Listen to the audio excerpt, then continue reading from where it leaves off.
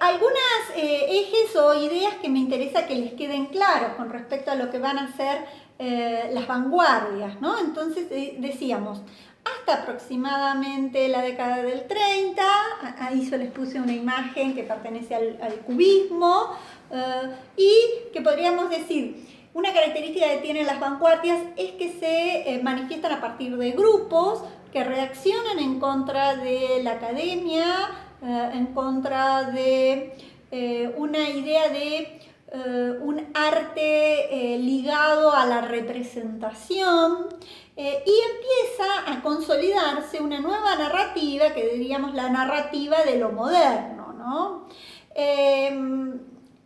Peter Bürger viene de la escuela de Frankfurt, y cuando él propone que se va a observar una tendencia a la autonomía del arte moderno con relación a la praxis social.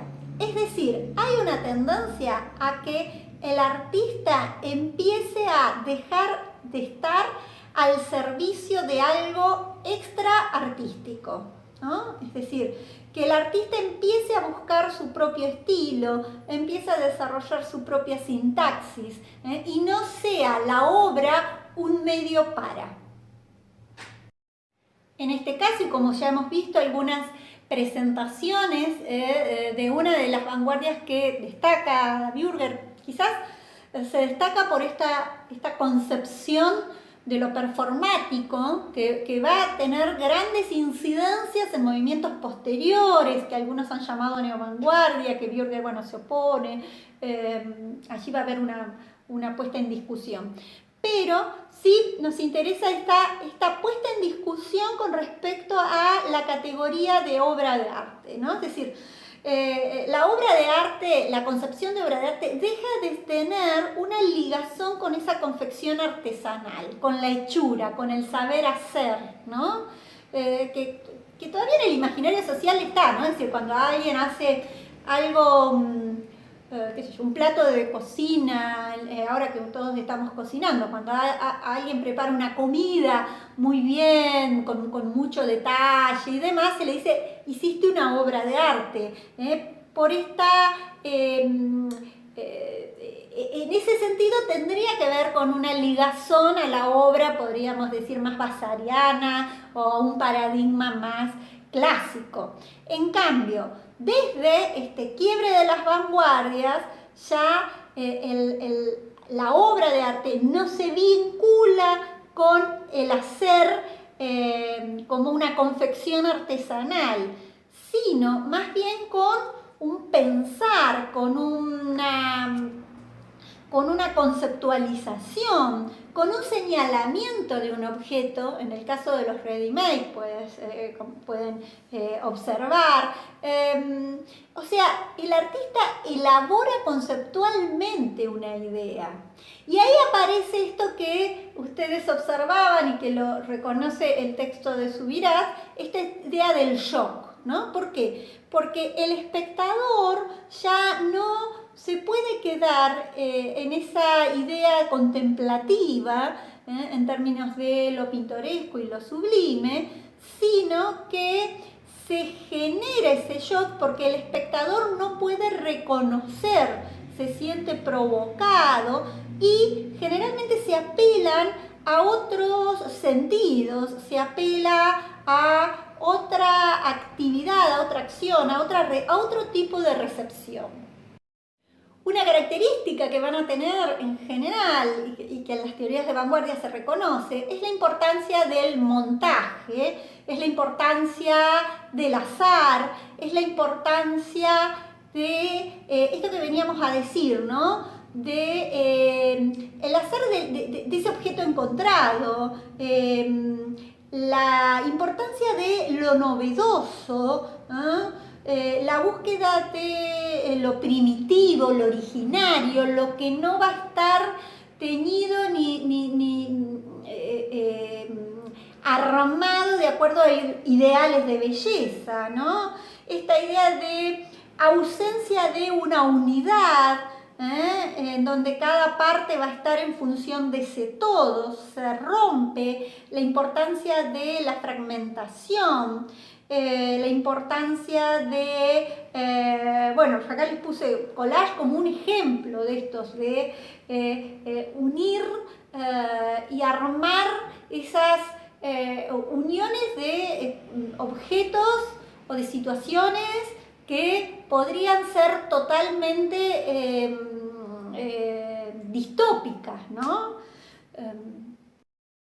Va a haber distintos movimientos. Uno de ellos fue lo que se conoce como el expresionismo en Alemania, que va a tener dos periodos, el jinete azul, de Blue Rider, el puente fue anterior, Die Bruck. Pero me detengo quizás en el jinete azul porque allí vamos a encontrar a Vasily Kandinsky, y Kandinsky va a presentar justamente estas propuestas de ruptura total con la referencia, con la referencialidad hacia lo que no está en la obra, y aparece esto que se conoce como la abstracción, ¿no? Es ese ejemplo, podríamos decir, que, bueno, en su momento genera un fuerte shock por esta misma pérdida de referencia ante lo extraartístico, ¿no? Incluso se van a ir desarrollando distintas tendencias con respecto a esta ruptura con lo que esté por fuera de la obra de arte, por fuera del arte, ¿no? Pero por otro lado, y ustedes ahí me van a decir, bueno, ¿cómo se da? Porque se quiere vincular con la vida, y ya no tanto con la institución, con los lenguajes aprendidos en la institución arte. Va a haber distintos movimientos. Uno de ellos fue lo que se conoce como el expresionismo en Alemania, que va a tener dos periodos, el jinete azul, de Blue Rider, el puente fue anterior, Die Bruck. Pero me detengo quizás en el jinete azul porque allí vamos a encontrar a Vasily Kandinsky, y Kandinsky va a presentar justamente estas propuestas de ruptura total con la referencia, con la referencialidad hacia lo que no está en la obra, y aparece esto que se conoce como la abstracción, ¿no? Es ese ejemplo, podríamos decir, que, bueno, en su momento genera un fuerte shock por esta misma pérdida de referencia ante lo extraartístico, ¿no? Incluso se van a ir desarrollando distintas tendencias con respecto a esta ruptura con lo que esté por fuera de la obra de arte, por fuera del arte, ¿no? Pero por otro lado, y ustedes ahí me van a decir, bueno, ¿cómo se da? Porque se quiere vincular con la vida, y ya no tanto con la institución, con los lenguajes aprendidos en la institución arte. Otra característica es que, decíamos, se presentan en grupos. En este caso yo menciono, y no es porque sí, el manifiesto del grupo que se llamó Futurismo, y en cuyo es decir, esta idea de presentar un manifiesto en donde se expresa la retórica del movimiento, a qué se oponen y qué proponen, ¿no? Esto es muy de un movimiento moderno, ¿no? Es decir, en esta puesta en tensión, en quiebre con respecto al pasado, ¿no? La escritura de los manifiestos, el manifiesto como género literario, va a ser muy común en los distintos movimientos, que también los vamos a ver en Argentina.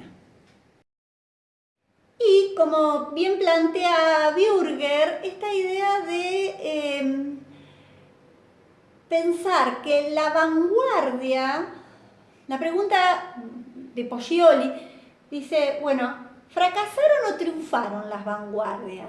Y Poggioli juega paradójicamente con esta idea de que fracasan porque triunfan y triunfan porque fracasan, porque lo que termina sucediendo es que se produce, si bien buscan un romper con la institucionalización arte, se produce un armado de una nueva institucionalidad o una institucionalidad paralela, ¿no? Y terminan integrándose a lo que va a ser la historia del arte, ¿no? Como que la historia lo engluye, pero ningún pensamiento, ningún movimiento puede volver a ser ni a pensarse después de las vanguardias cómo había sido antes de las vanguardias, ¿no? Es decir, marcaron este quiebre, esta bisagra, de manera que podríamos decir, aparece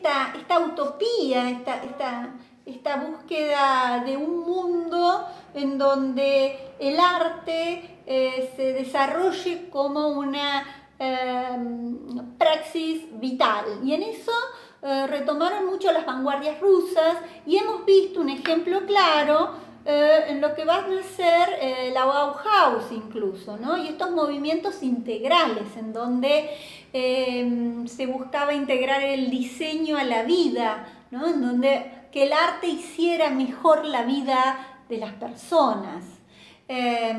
No por ello el arte era un medio para, ¿está claro? Sino era pensar desde la mirada artística. El artista no puede no pensar y no ver artísticamente, ¿no? Es decir, no es como si fuera que se puede poner un lente y se lo puede sacar, sino que la mirada artística es una mirada distinta a la mirada científica, distinta a la mirada política, distinta, ¿no?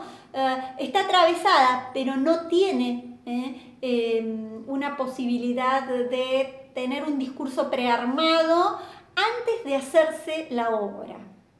¿Mm?